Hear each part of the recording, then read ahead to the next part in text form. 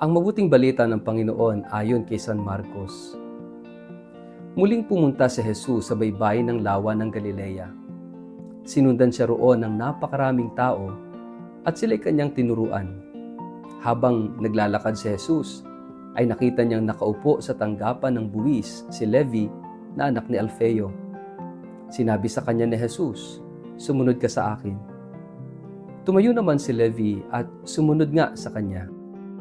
Nang si Jesus at ang kanyang mga alagad ay kumakain sa bahay ni Levi, kasalo nilang kumakain ang mga maniningil ng buwis at mga makasalanang sumunod sa kanya. Nang makita ito ng ilang tagapagturo ng kautusan na kabilang sa pangkat ng mga Pariseo, tinanong nila ang kanyang mga alagad, bakit siya kumakain kasama ang mga maniningil ng buwis at mga makasalanan? Narinig ito ni Jesus. Kaya't siya ang sumagot, hindi nangangailangan ng manggagamot ang walang sakit, kundi ang may sakit. Naparito ako upang tawagin ang mga makasalanan, hindi ang mga matuwid. Ang mabuting balita ng Panginoon. Word of the day, hear what God has to say. Mapagpalang araw po sa inyong lahat. Kumusta po kayo? Ang ating word of the day ay call. Ngayon ay ginugunta natin si San Antonio Abad. May mga tawag sa buhay na hindi dumadaan sa formal na paanyaya. Hindi sinasamahan ng paliwanag at hindi nag-aalok ng garantiya. Isang tawag na biglang pumapasok sa karaniwang takbo ng araw at kung pakikinggan, binabago ang buong direksyon ng ating buhay. Ganito ang takbong inilalahad ng Ebanghelyo ngayon at isang salita yung malinaw na sumasaloob sa buong mensahe. Tawag, call. Habang naglalakad si Jesus sa tabi ng dagat, nakita niya si Levi na nakaupo sa tanggapan ng buwis. Isang ordinaryong tagpo. Ngunit sa mata ng lipunan, si Levi ay hindi ordinaryo. Siya itinuturing na makasalanan, traidor, at hindi karapat-dapat. Ngunit sa mata ni Jesus, siya ay isang taong maaring tawagin. Walang sermon, walang kondisyon, walang mahabang paliwanag, isang pangungusap lamang. Sumunod ka sa akin. At sa isang kilos na puno ng tapang at panganib, iniwan ni Levi ang lahat at sumunod. Ang tawag ni Jesus ay hindi nakabatay sa reputasyon, kundi sa posibilidad. Hindi siya tumitingin sa nakaraan ng tao, kundi sa hinaharap na maaaring hubugin ng biyaya. Sa isang malalim na antas ng pagtingin, ito ay napakalalim na mensahe. Sapagkat marami sa atin ang naniniwala na ang Diyos, ang tawag ng Diyos ay para lamang sa banal, malinis at maayos na tao. Ngunit malinaw ang Ebanghelyo. Ang tawag ng Diyos ay madalas dumarating sa mga taong nasa gilid, sa mga may bahid ng pagkukulang, sa mga may kwentong ayaw ikwento ng lipunan. Hindi nagtatapos ang kwento sa pagtawag kay Levi. Nakita natin si Jesus na nakaupo sa hapag kasama ng mga maniningil ng buwis at iba pang tinatawag na makasalanan. At dito sumiklab ang reklamo ng mga Pariseo.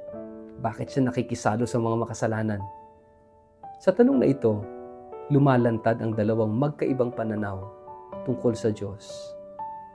Para sa kanila, ang kabanalan ay paglayo sa marumi. Para kay Jesus, ang kabanalan ay paglapit sa mga sugatan. Ang tugon ni Jesus ay isa sa pinakapastoral at pinakamatapang na pahayag sa Ebanghelyo. Hindi ang malulusog ang nangangailangan ng manggagamot, kundi ang mga may sakit. Hindi ako naparito upang tawagin ang mga matuwid, kundi ang mga makasalanan. Dito malinaw na ang tawag ng Diyos ay hindi gantimpala ng kabanalan, kundi lunas sa karupukan. Ang Diyos ay hindi naghihintay na tayo'y gumaling bago niya tayo tawagin. Tinatawag niya tayo upang tayo'y gumaling. Sa paggunita natin kay San Antonio Abad, lalong lumalalim ang diwa ng tawag. Siya isang taong nakarinig ng salita ng Diyos. Ipagbili mo ang iyong mga ari-arian at sumunod. At literal niya itong isinabuhay. Iniwan niya ang kayamanan, ang kapangyarihan at seguridad upang tahakin ang buhay ng katahimikan, ng pakikibaka at panalangin sa disyerto. Ngunit ang kanyang pagtalikod sa mundo ay hindi pagtakas. Ito ay tugon sa tawag ng Diyos. Ang kanyang buhay ay patunay na ang tawag ay maaaring mag-anyaya sa paglayo mula sa ingay upang mas marinig ang Diyos. Ngunit palaging para sa ikabubuti ng iba. Sa ating sariling buhay, paano natin naririnig ang tawag ng Diyos? Madalas ito ay hindi dramatiko. Maaring ito'y paanyayang magpatawad sa taong nakasakit sa atin, tawag na magbago ng direksyon kahit may takot, tawag na tumigil sa bisyong matagal nang umaalipin, tawag na maglingkod kahit walang papuri, tawag na umalis sa komportabling kasalanan at pumasok sa hindi tiyak na kabanalan. Tulad ni Levi, ang tawag ay laging may kasamang pagbitaw. Pagbitaw sa mesa ng buwis, sa dating identidad, pagkakakilanlan, o sa maling seguridad. Ngunit may isa pang mahalagang tanong. Handa ba tayong tanggapin na ang iba rin ay tinatawag? Madaling tanggapin ang tawag ng Diyos para sa sarili, ngunit mahirap tanggapin kapag ang Diyos ay tumatawag sa mga taong hindi natin gusto. Hindi natin maintindihan o hindi natin sinasang-ayunan. Ang hapag ni Jesus ay malawak at kung minsan, ang hamon ng Ebanghelyo ay hindi lamang sundin ang tawag, kundi palawakin ang ating puso upang tanggapin ang mga taong tinatawag din ng Diyos. Ang tawag ni Jesus ay hindi isang beses lang. Ito'y araw-araw na paanyaya. May mga araw na tulad ni Levi, handa tayong tumayo at sumunod. May mga araw namang mas gusto nating manatiling nakaupo, nakakapit sa dati. Ngunit ang tawag ay hindi nawawala. Tahimik man o malinaw, patuloy itong umaalingaw-ngaw sa konsensya. Sumunod ka sa akin. Sa huli, ang Ebanghelyong ito ay nagtatanong sa atin, hindi kung tayo ay karapat-dapat tawagin, kundi kung handa ba tayong tumugon. Sapagkat ang tawag ng Diyos ay hindi tungkol sa kung sino tayo noon, kundi kung sino tayo maaaring maging kapag pinayagan nating baguhin niya ang ating buhay.